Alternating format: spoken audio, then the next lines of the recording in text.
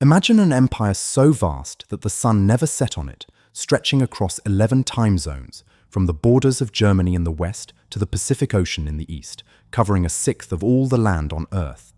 Imagine a society of dazzling, almost unimaginable extremes. Glittering palaces of gold and crystal, where aristocrats danced in diamonds and French was spoken instead of Russian, existing in the same country, sometimes within sight of one another, as villages of illiterate peasants living in conditions that had barely changed in 500 years. Imagine a ruler who was not merely a king, but an autocrat believed to be chosen by God, who held absolute power over 130 million subjects, and who governed them through a vast bureaucracy, a feared secret police, and an army of millions. And imagine that this entire colossal structure, this ancient empire of tsars and serfs and onion domes, was, in its final decades, sliding inexorably toward one of the most violent and total revolutions in human history. This is Imperial Russia in its last age, from around 1880 to its destruction in 1917. A world of breathtaking beauty and terrible injustice, of brilliant culture and brutal repression, living on the edge of an abyss it could not see. Today, we are going to step inside it, using advanced AI trained on the photographs, including the astonishing early color photographs taken across the Russian Empire in its final years, the memoirs and letters of those who lived through this age, from the highest aristocrats to the humblest peasants, the records of the imperial court and government, and the great works of Russian literature that captured this society in extraordinary detail. We have reconstructed the world of the last tsars. Let us begin at the very top, in a world of wealth almost beyond comprehension. At the summit of Imperial Russia stood the Tsar and his court, and their wealth was staggering. The imperial family owned enormous palaces in and around the capital, St. Petersburg, a city built from nothing 2 centuries earlier by Tsar Peter the Great to be Russia's window on the west. A planned city of canals, grand avenues, and Baroque and neoclassical palaces, deliberately designed to rival the great capitals of Europe.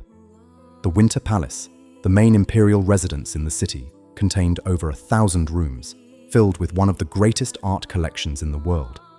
The court conducted itself with a formality and a magnificence that astonished foreign visitors. Grand balls where thousands of guests in jewels and uniforms danced beneath crystal chandeliers, banquets of staggering luxury, and ceremonies of breathtaking pomp in gold-encrusted cathedrals. The aristocracy that surrounded the throne lived in similar splendor, in town palaces and on vast country estates worked by their peasants, often speaking French among themselves as the language of culture, educating their children with foreign tutors, and traveling to the fashionable resorts and capitals of Europe. The famous jeweler Fabergé created, for the imperial family, his celebrated jeweled eggs, exquisite masterpieces of gold, enamel, and gemstones, perhaps the ultimate symbol of the dreamlike, gilded unreality of the world at the top of Russian society. But beneath this glittering surface lay a vast ocean of poverty and a society straining under impossible contradictions. The overwhelming majority of the Tsar's subjects were peasants, and for most of the 19th century, until 1861, a huge number of them had been serfs, human beings legally bound to the land and to their noble owners, who could be bought, sold, and punished, almost like slaves. Serfdom was finally abolished in 1861, but the freedom the peasants received was bitter and incomplete. They were freed, but they were often saddled with crushing debts to pay for the land they were given, and they remained desperately poor, working tiny plots with primitive methods, living in wooden village huts, frequently struck by famine and bound by tradition into village communes that controlled their lives. The gulf between the world of the gilded palace and the world of the muddy village was so enormous that the two could scarcely understand one another. The aristocrat and the peasant were subjects of the same Tsar, but they lived, in effect, in different centuries. And the empire was changing fast in ways that strained it even further. In its final decades, Russia underwent a rapid and brutal industrialization. Factories rose in the cities. Railways, including the colossal Trans-Siberian Railway spanning the entire width of the empire, stitched the vast country together. Foreign investment poured in. Coal, steel, oil, and textiles boomed. But this industrialization created a new and dangerous class, The urban industrial workers crowded into the growing cities, laboring brutally long hours for low wages in dangerous factories and packed into squalid, overcrowded housing. Unlike the scattered, traditional peasants, these workers were concentrated together in huge numbers in the cities, where they could organize, share grievances, and be reached by the new and explosive political ideas sweeping in from the West, above all the revolutionary socialism of thinkers who argued that the workers should rise up and overthrow the entire existing order. The empire was, in effect, building the very force that would destroy it, concentrating millions of angry, impoverished workers in its cities while denying them any peaceful means of changing their conditions. For the autocracy refused to share power. The Tsar ruled as an absolute monarch, believing his authority came from God, and resisting again and again the calls for a constitution, a real parliament, and basic civil freedoms. Political opposition was met with censorship, arrest, exile to Siberia, and the attentions of the secret police. Revolutionary movements grew in the shadows, some advocating reform, others advocating terrorism and revolution. In 1881, revolutionaries assassinated Tsar Alexander II with a bomb on the streets of the capital, an act that, instead of bringing reform, brought a wave of harsh repression under his successors. Tensions exploded into open revolt in 1905, after troops fired on a peaceful crowd of workers marching to petition the Tsar, a massacre that shattered the ancient image of the Tsar as the loving little father of his people. The revolution of 1905 forced the Tsar to grant a parliament and some reforms, but he soon undermined them, and the deeper problems festered on. The empire was a pressure cooker, and the autocracy kept the lid clamped down while the heat rose.